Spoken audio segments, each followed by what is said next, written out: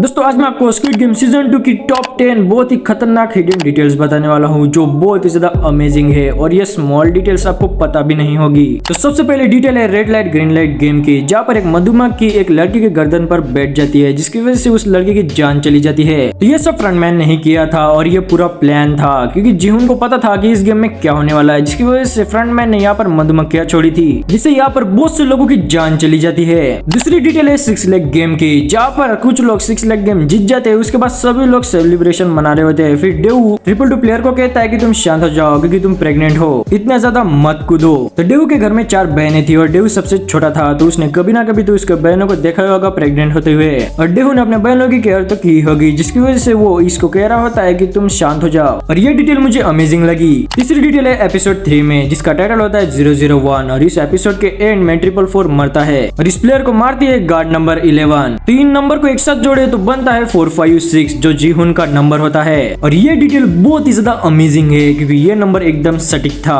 चौथी डिटेल है एपिसोड 2 में। अभी तुमने जिसे मारा वो आदमी कौन था? ये वही है जो इस गेम के लिए खिलाड़ी चुनने का काम करता था, लेकिन मैंने उसकी जान नहीं ली। वो खुद अपने खेल का शिकार बन गया। ये लाइन सीजन 1 की एंडिंग को प्रेजेंट करती है जिसमें सांगू खुद की जान दे देता है जिससे जिन्हों बच सके और रिक्रूटर भी जीहुन के साथ वैसा ही करता है, लेकिन इन दोनों में ही जीहुन ने किसी की जान नहीं ली, वो खुद की वजह से मरे। पांचवी डिटेल गेम शुरू होने के बाद की, तो प्लेयर नंबर 44 जीहुन पर गट रिचुअल करने की बात करती है। You've bad karma, but I can help with that. As soon as we get out of here, I can cleanse you with the gut ritual. और ये गट रिचुअल कोरिया में एंशिएंट टाइम से चलती हुई आ रही है। 6 डिटेल है थैनोस की। तो आपने अगर इस सीरीज को कोरियन में देखा होगा तो थैनोस कभी कभी इंग्लिश में भी बोल देता है और हिंदी वालों को तो ये समझ में ही नहीं आया होगा क्योंकि ये डिटेल कोरियन में ही समझती है। Hey, 거기다 찍어줄게 일로 와요. Come on. Hey, señorita. 수많은 이들 속 차지한 내 바로 잡초들 사이 활짝 핀 내 beauty flower. Bowed you no choke, I'm a legend Thanos.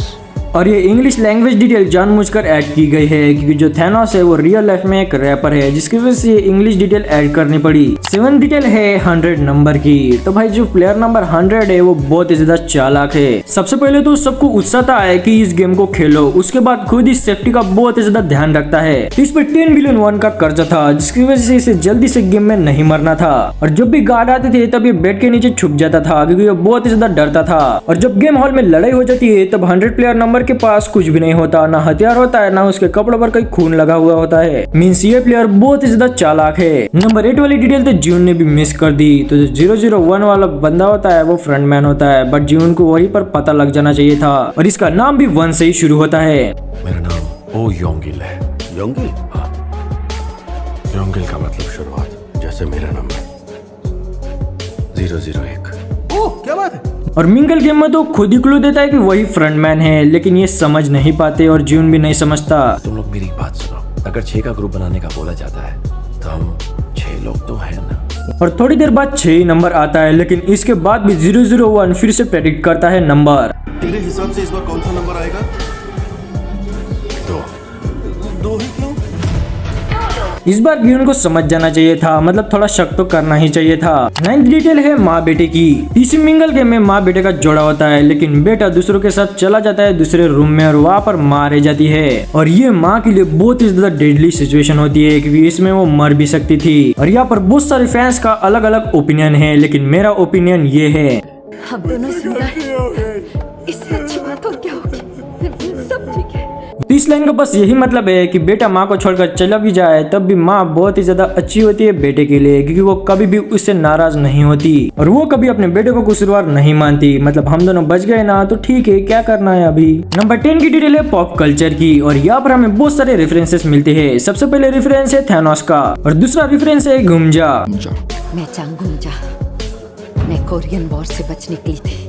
और ये रेफरेंस है कोरियन मूवी लेडी वेजेंस का। इस मूवी में ली गुमजा की भी वही सिचुएशन होती है जो इस माँ की होती है, मतलब इसकी सिचुएशन भी दूसरे की वजह से वैसे ही हो जाती है। मतलब जैसे कि इस सिचुएशन में बेटे ने माँ को छोड़ दिया था और उसकी डेडली सिचुएशन हो गई थी। ड्यू जोंगबी की तारीफ करते हुए किम बिंग ह्यू को रेफरेंस करता है। इस तरह से आपने पहली बार में से गिरा दिया था ना, और वो आपकी जो टेक्निक थी ना, नीचे से मारने वाली।